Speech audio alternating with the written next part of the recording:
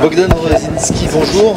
Vous êtes conseiller technologique pour le pôle de compétitivité S2E2. Est-ce que vous pouvez nous présenter un petit peu ce pôle, la façon dont il fonctionne? Alors un pôle de compétitivité, on fait partie des 70 pôles de compétitivité français. Au départ, les pôles, c'était une région et un talent.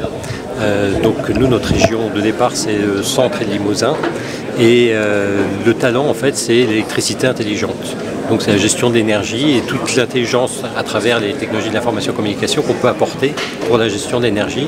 Donc ça va de toute la chaîne de l'électricité, de la production des énergies renouvelables, sa transmission, sa distribution, donc les smart grids, le stockage éventuellement avec toute une filière aussi des compétences qu'on a dans l'hydrogène et les piles à combustible, et puis les équipements pour qu'ils consomment moins, parce que toute énergie qui n'est pas consommée, mais c'est de l'énergie gagnée. Donc nous rassemblons à peu près 110 adhérents, dont 90 entreprises à peu près, et le reste de laboratoires et d'universités, et CNRS. Vous êtes un regroupement a priori aussi de plusieurs pôles de compétitivité. Oui, alors, en fait, il y a une diversité de pôles en France. Il y en a certains qui travaillent sur la biotechnologie, sur le transport, et sur l'énergie.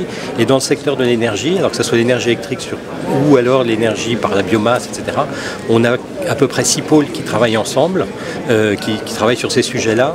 Et on a décidé depuis à peu près 2 ans de se regrouper. On a signé une charte ensemble pour pouvoir coordonner nos actions, travailler notamment à l'international ensemble. Donc toutes les missions à l'international sont faites avec ces 6 pôles. Alors en fait, il y a eu 4 de départ et puis il y a 2 nouveaux pôles qui ont été labellisés assez récemment, l'année dernière, et donc qui nous ont rejoints. Donc une démarche nationale, de regroupement national de pôles à l'origine régionaux pour aller vers l'international. Exactement. Donc c'est très original aujourd'hui dans la politique des pôles de compétitivité. Disons que c'est une évolution de la politique qui était un peu locale, comme vous disiez, et on est en train d'évoluer à constituer maintenant un réseau de réseaux, quelque part, pour être encore plus fort, pour pouvoir mieux rayonner, et puis surtout coordonner nos actions plutôt que de travailler chacun dans son coin et des fois de ne pas avoir la masse critique. Eh bien, l'idée là, c'est de pouvoir échanger ensemble, de pouvoir coordonner nos actions et pourquoi pas déjà travailler à l'international et puis pourquoi pas monter des appels à projets en commun, regrouper nos membres à certains moments, certains événements. Donc c'est vers là qu'on va. Alors, là on est sur le salon donc Smart Grid 2011 Paris. Vous êtes venu accompagner en fait de plusieurs entreprises. Est-ce que vous pouvez nous présenter rapidement chacun des projets ou des sociétés qui vous accompagnent sur ce salon? Voilà, donc on a invité plusieurs entreprises à partager un stand commun, toute une zone. Ce sont tous des adhérents du pôle de compétitivité S2E2 et qui travaillent dans les smart grids ou qui sont concernés par ce sujet.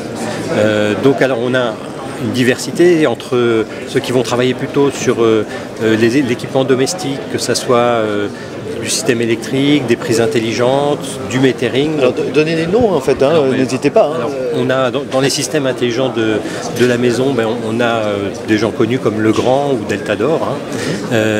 Quand on va parler metering, nous avons des sociétés comme Digi qui font des systèmes de comptage intelligents. Et puis ensuite la couche au-dessus, c'est de pouvoir travailler sur cette information, la restituer aux clients et puis éventuellement agir sur le système, donc avec des applications web. Et dans ce cas-là, on va rencontrer des gens comme par exemple Net Synergy. Voilà. On a aussi ST Microélectronique, donc qui travaille sur les composants qu'on retrouve dans des réfrigérateurs, de l'électroménager, nos portables, qui sont des composants de gestion d'énergie ou de comptage et qui fournissent aussi des composants d'électronique de puissance, donc qui nous concernent en premier lieu, nous, pôle S2E2. Donc vous allez nous montrer un petit peu? Oui.